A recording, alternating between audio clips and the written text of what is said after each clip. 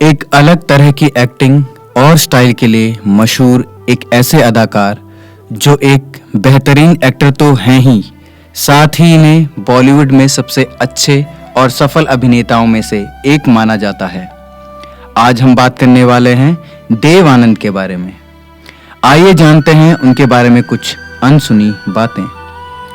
देव आनंद का जन्म 26 सितंबर 1923 को पंजाब के गुरदासपुर के मध्यम वर्गीय परिवार में हुआ था और उनका नाम धर्मदेव पिशोरीमल आनंद था।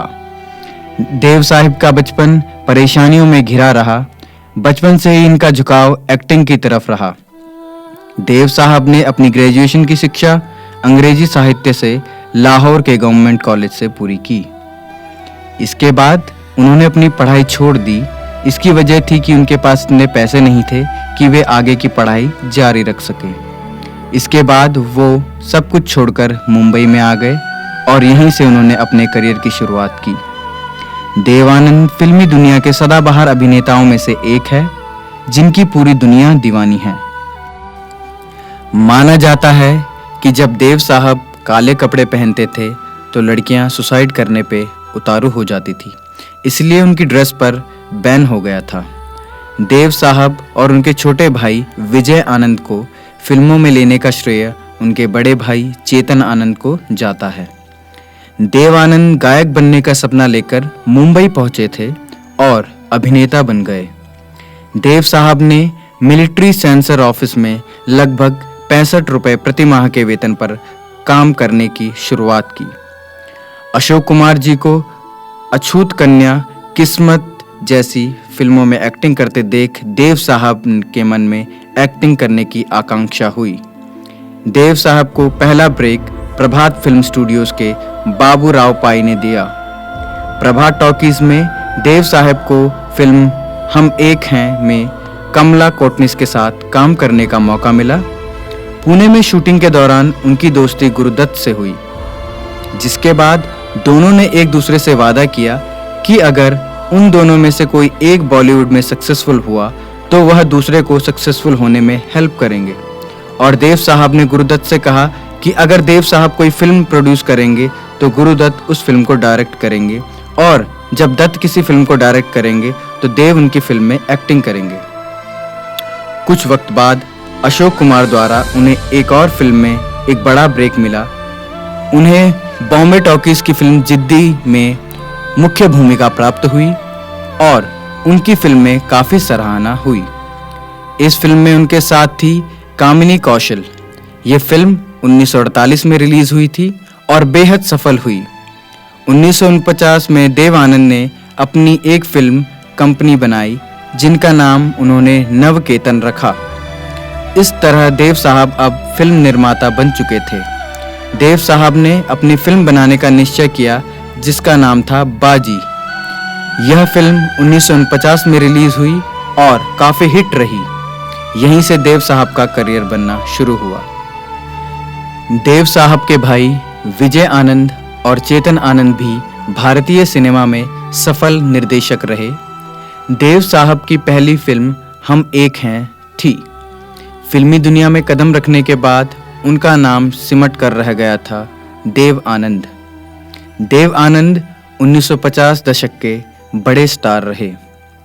बॉलीवुड के रोमांटिक हीरो रहे हैं देव आनंद।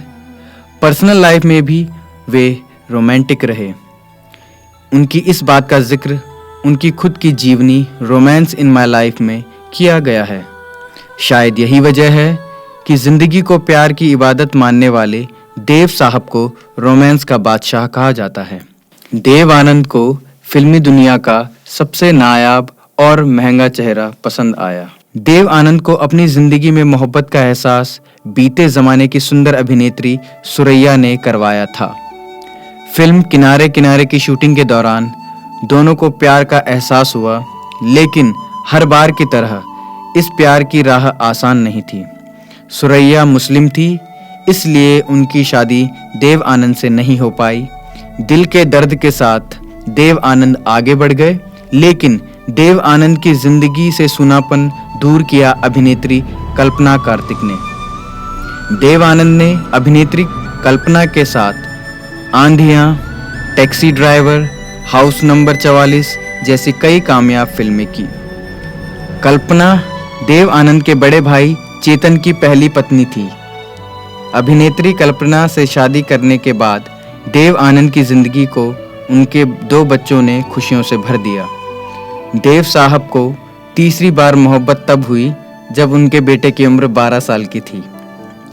फिल्म हरे रामा हरे कृष्णा में काम करने वाली अभिनेत्री जीनत अमान का हुस्न देव आनंद को भा गया। इस फिल्म ने सारे रिकॉर्ड्स तोड़ दिए, लेकिन जीनत ने देव साहब के मन में जगह बना ली।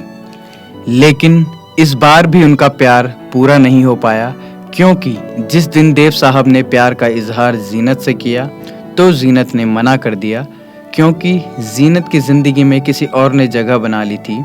हालांकि जीनत और देव साहब ने कई बेहतरीन फिल्में दी। देव आनंद को उनकी बेहतरीन एक्टिंग के लिए 2 बार फिल्म फेयर अवार्ड से पुरस्कृत किया जा चुका है।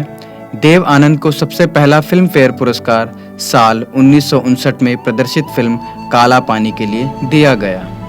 इसके बाद साल 1965 में फिल्म गाइड के लिए सर्वश्रेष्ठ अभिनेता की फिल्म फेयर के पुरस्कार से सम्मानित किया गया। 1991 में देव आनंद को फिल्म फेयर पुरस्कार मिला। साल 2001 में भारत सरकार की तरफ से इन्हें कला के क्षेत्र में योगदान के लिए पद्म विभूषण से सम्मानित किया गया। साल 2002 में हिंदी सिनेमा में देव आनंद के योगदान को देखते हुए दादा साहेब फाल्के पुरस्कार से सम्मानित किया गया। देव साहब भारतीय सिनेमा के सदाबहार अभिनेता है, जिनका निधन लंदन में दिल का दौरा आ जाने से 3 दिसंबर 2011 को 88 साल में हो गया।